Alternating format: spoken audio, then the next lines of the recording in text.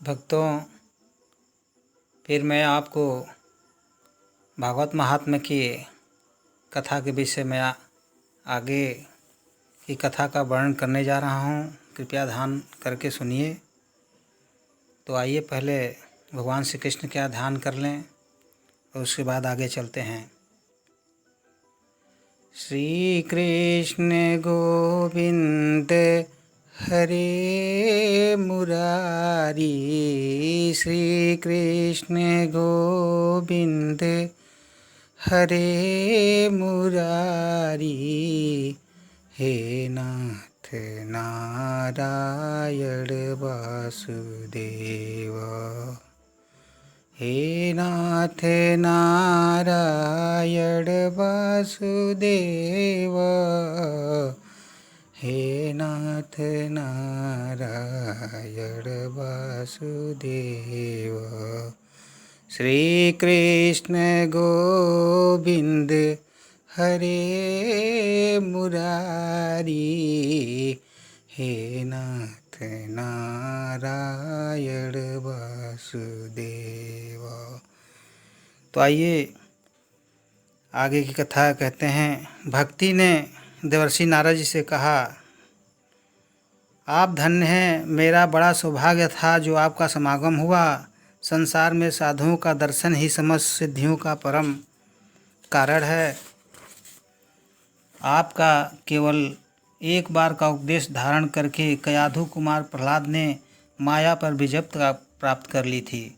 ध्रुव ने भी आपकी कृपा से ही ध्रुवपद प्राप्त किया था। आप सर्व मंगलमय और साक्षात श्री ब्रह्मा जी के पुत्र हैं। मैं आपको नमस्कार करती हूँ। तो भक्ति का दुख दूर करने के लिए नारद जी उद्योग करने लगे। क्या कहते हैं?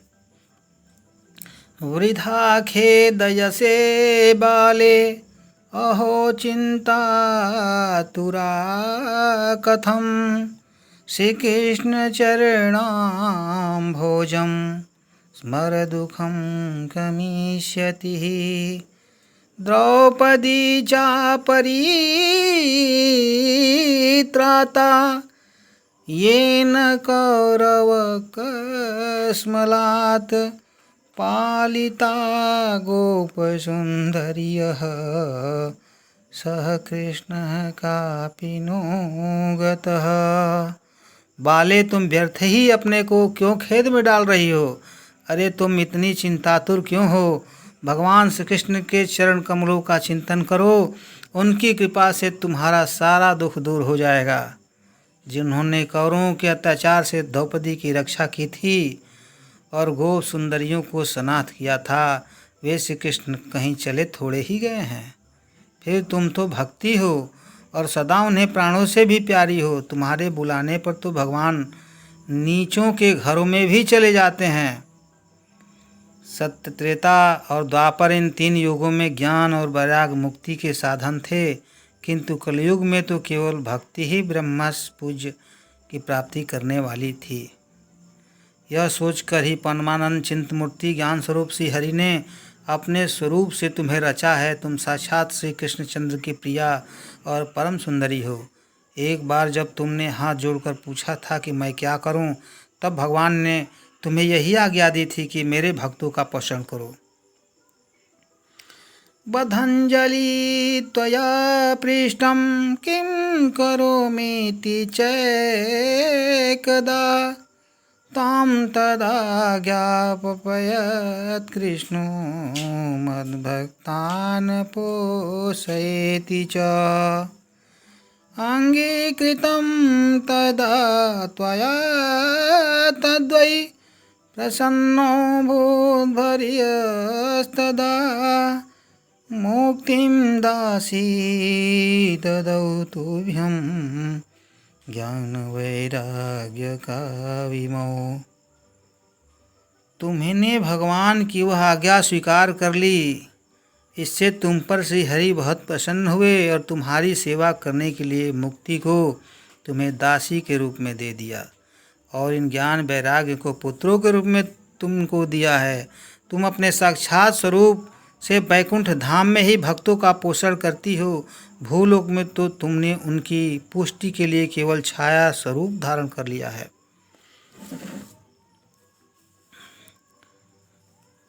पूर्व काल में भक्त का तिरस्कार करने वाले दुर्वासा ऋषि को बड़ा कष्ट उठाना पड़ा था।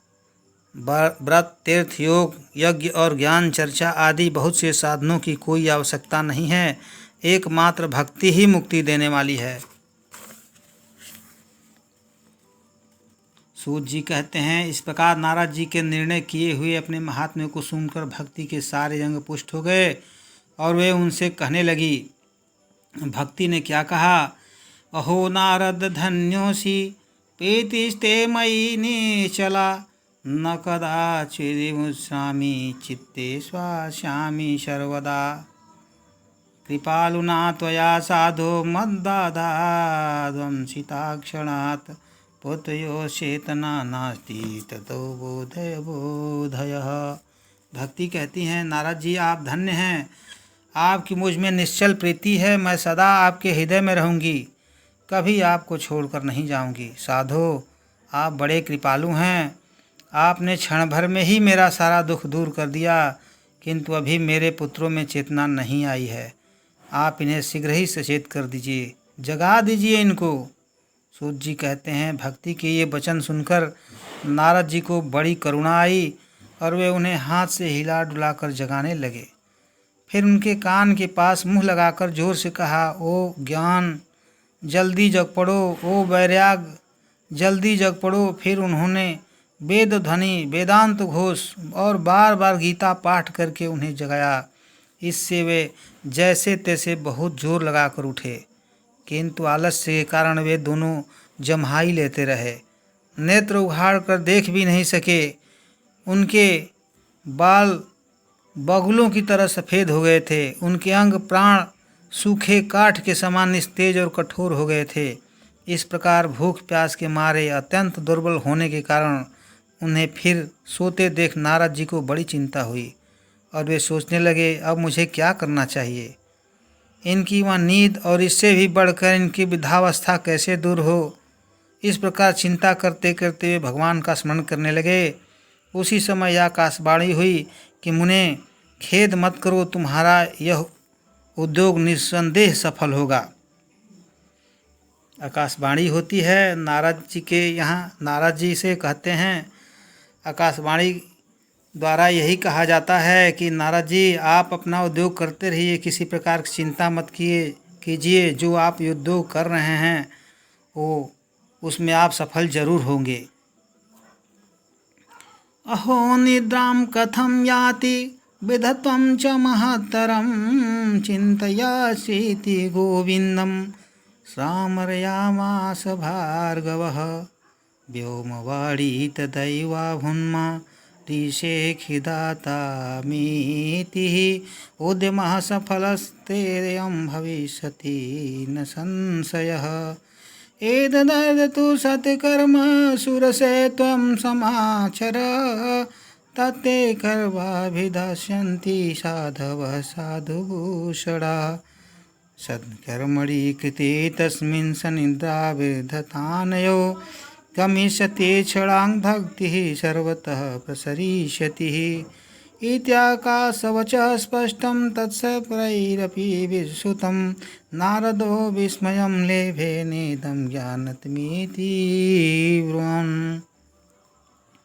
देवर्षि, इसके लिए तुम एक सत्कर्म करो, वह कर्म तुम्हें संत शिरोमणि महानुभाव बताएंगे। उस सत्कर्म का अनुष्ठान करते ही क्षण भर में उनकी नींद और वृद्धावस्था चली जाएगी तथा सर्वत्र भक्ति का प्रसार होगा। यह आकाशवाणी वहाँ सभी को साफ साफ सुनाई दी। इससे नारद जी को बड़ा विस्मय हुआ और वे कहने लगे, मुझे तो इसका कुछ आशय समझ में नहीं आया।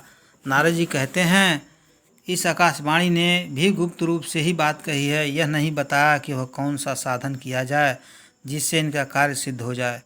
वे संत न जाने कहाँ मिलेंगे और किस प्रकार उस साधन को बताएंगे। अब आकाशवाणी ने जो कुछ कहा उनके अनुसार मुझे क्या करना चाहिए।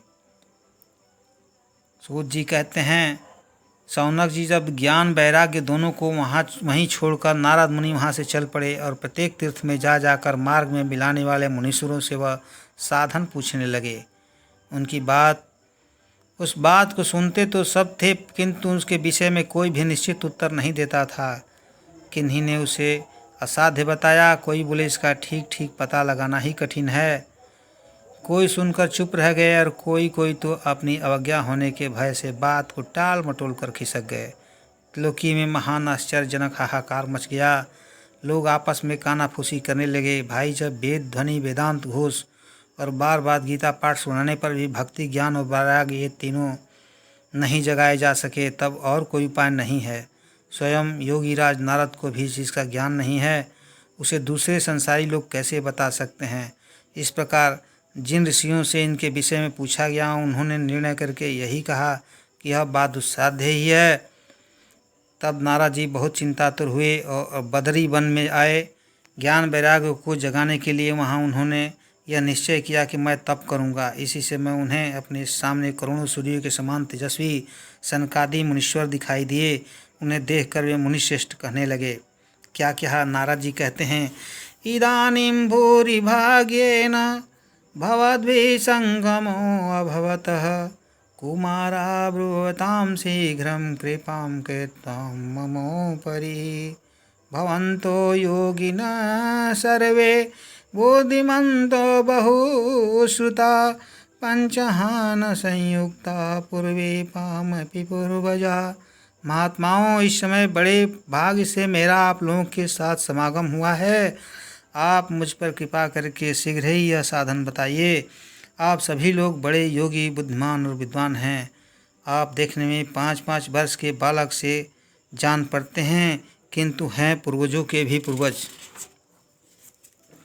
आप लोग सदा वैकुंठ धाम में निवास करते हैं, निरंतर हरि कीर्तन में तत्पर रहते हैं, भगवत लीला मित्र रसास्वादन का कर सदा उसी में उन्मत्त रहते हैं और एकमात्र भगवत कथा ही आपके जीवन का आधार है। हरिम शरणम, भगवान ही आपके रक्षक हैं। हरिम शरणम, हरिम शरणम, हरिम शरणम, हरिम शरणम। भगवान ही हमारे रक्षक हैं। यह वाक्य मंत्र सर्वदा आपके मुख में रहता है। आपको रखना भी, सभी को रखना चाहिए।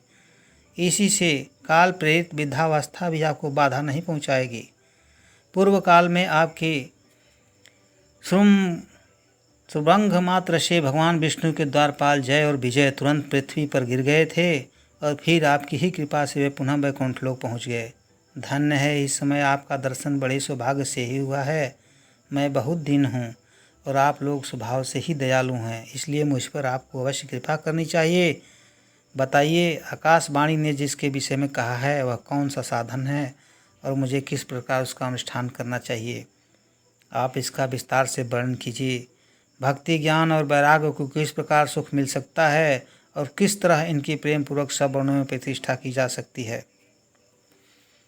सनकादि मुनि ने क्या कहा, कहते हैं, माँ चिंतां कुरु देवर्षे हर्षचित्ते समावह उपायः सुख साध्यो अत्र वर्तते पूर्व एव हि।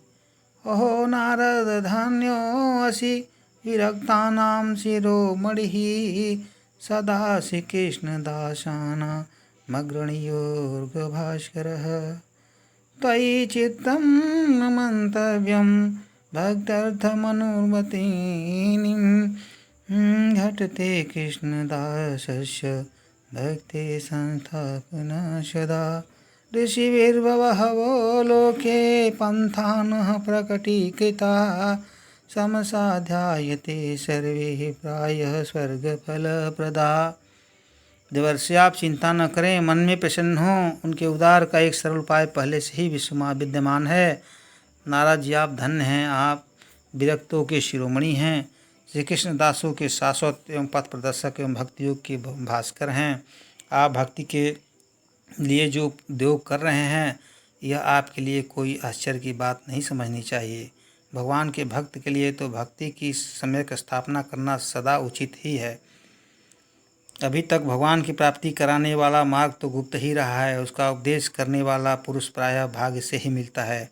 आपको आकाशवाणी ने जिस सत्कर्म का संकेत दिया है उसे हम बतलाते हैं, आप प्रसन्न और समाहित चित्त होकर सुनिए।